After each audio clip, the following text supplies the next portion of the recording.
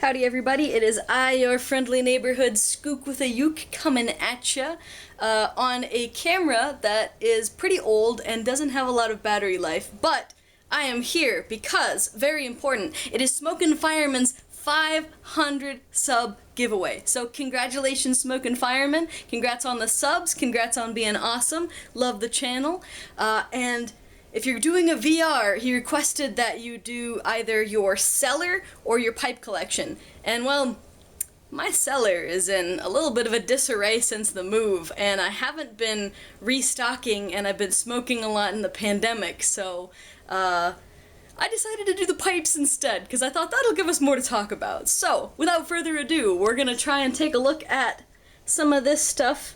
You may remember this little shelf kind of thing that I got going on, and then I've got, this is where I keep my cellar down in there, so that's, we're just gonna go through some of the pipes, not super quickly, but with efficiency and expediency.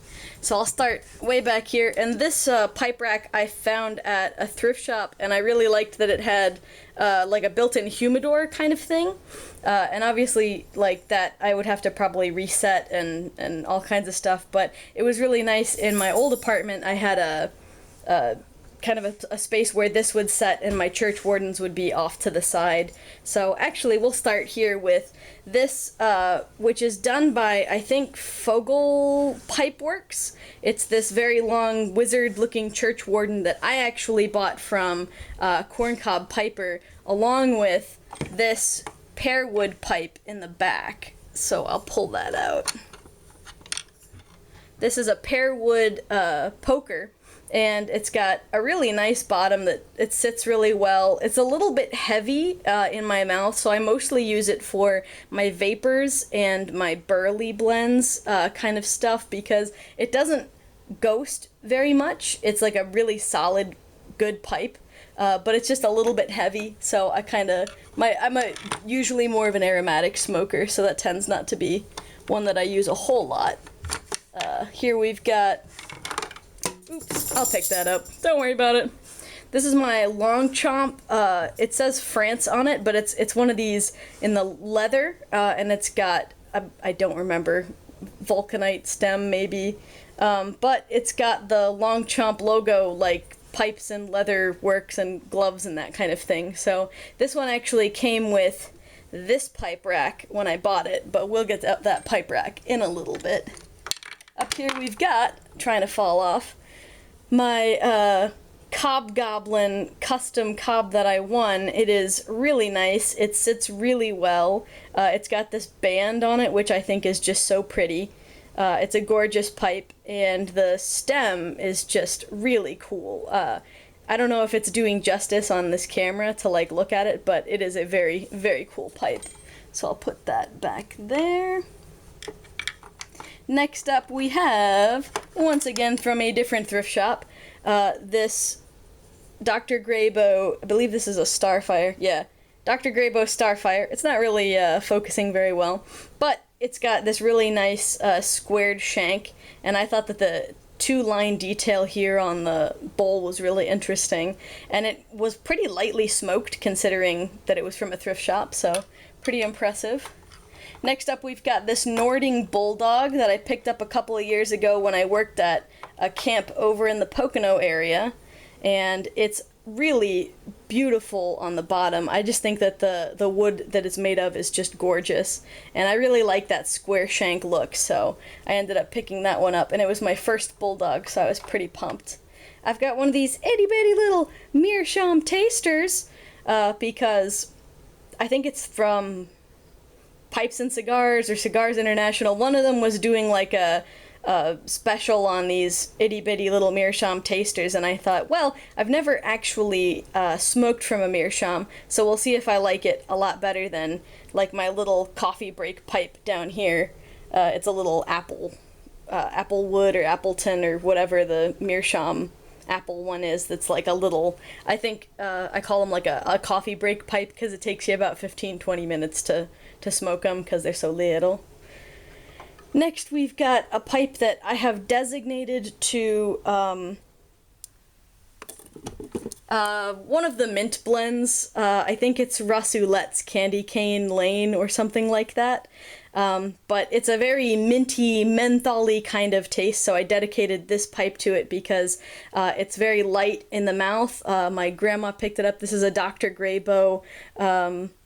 I think this one was a Duke, and it's a really just fantastic little pipe, and so I've dedicated it to that blend because that's the blend that I smoke whenever I have a headache. So next up we've got this Big Ben Patriot, which was my graduation present to myself because I thought the band looked really interesting. And with that, we'll take a quick break before the Nording. Quick break there because my wife got home. This is my Nording compass, which I thought was really cool. It's the compass made in Denmark. It's that metal. It's very light, very interesting, and it's briar lined. So that was pretty recent. I think it was a Christmas present or a birthday present from my wife. I'll move the harmonica strap because it's in my way.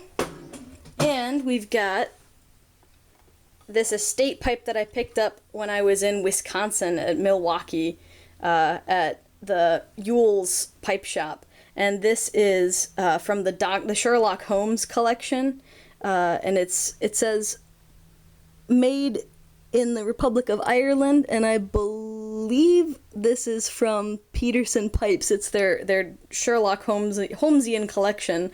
I have yet to had time to refurbish it and clean it up myself. I might actually just find somebody to do that for me since I seem to be running out of time these days.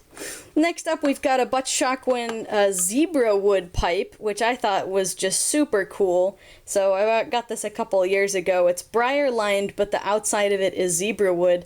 And don't judge, I tend to smoke the pumpkin spice flavored tobacco out of this one because I thought it's kind of a fall looking pipe, and so I'm going to dedicate it to that because that is a very powerful blend. Up next I've got another Church Warden. This one is just a really good, I don't remember which company this one is, but I definitely got this from pipesandcigars.com. Here in the back we've got a clay pipe that looks pretty much like every other clay pipe, but my parents brought that one back for me. And this one is my first ever pipe, which is sort of this pot shape. It's a rusticated, just regular old basket pipe that I got for about 20 bucks, 25 bucks. It says made in Italy on the bottom, but this was my first ever pipe, and I smoked the hell out of it, and I burnt the bowl all up because I didn't know what the hell I was doing, but it's a very beautiful pipe that holds a special spot in my heart. And there, up there, definitely not smoked, is my Cornament. So gorgeous, so beautiful, very wow. Down here we've got my Dwarf Missouri Meerschaum Cobbett, which is kind of like a church warden-y kind of corncob pipe. This is kind of the corncob section down here.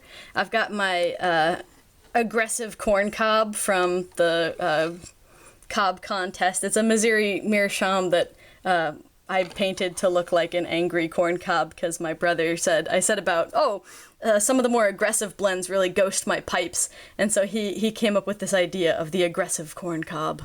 I was just smoking this one last night. It is actually a Missouri Meerschaum corncob, but it's got this really cool square shank that I think is kind of nifty.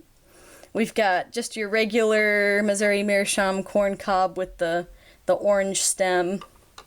These ones are those little 10-minute Appleton or whatever kind of pipes. They've got smaller bowls. I like to have a couple of these on hand for noobs that want to try a pipe to try, just because then they're not, whatever they want to try, they can take it with them if they like it or whatever. Here I've got me Morgan Bones coloring up nicely as time goes on. Really cool pipe. I love it. I tend to smoke that one a lot because it fits really well in my cup holder in my car. Here we've got another little basket pipe. I believe this one is also a Duke, a Dr. Graybo Duke. It's like a sturdy, nice little pipe, kind of Bing Crosby-esque. This is a beater that came with this pipe stand, actually, and it's got kind of a cool stem. It says Royalton Crown Selected Briar. Interesting. But it's definitely been beat to hell and it needs to be reamed, and it's a good pipe, so bleh. Here's a Dr. Graybo freehand, which was, I think, my second pipe that I ever owned, so I also smoked it a lot. It has had a lot of Captain Black, all the flavors, but especially Captain Black Royal. And then over here on my latest acquired pipe rack, we've got this little Babu that is so cute. It's just this sweet little briar pipe that's just the sweetest thing, and it's like, that's how far my finger goes in. My fingers are not that big, so it's just a sweet little pipe. We've got this one, which is kind of, you know, rough and tumble. I use this one when I'm in the garage a lot, because since it doesn't look super pretty, but it's a good smoker, I don't mind having it out where it could potentially get gross. I've got another one of these little pipes there that are just kind of good to have on hand. We've got a Casiero 230, which I believe I got in one of those blind bag, like, they pick the pipe kind of things, and it only cost 20 bucks. But it's a good smoker. It's a little bit heavy for my mouth, but not terrible. And one of my the pipe that I won, put that back correctly later, the pipe that I won in the contest the other year, it is the EA Claire Magic Inch. It's a Grecian pipe that's got this really funky filter kind of thing going on, where if you don't have the filter, it's aerated, so the air kind of comes out there. I've done probably a crappy job of showing you these pipes with this little camera, but I hope that you enjoyed me rambling on about my pipes for like 10 minutes.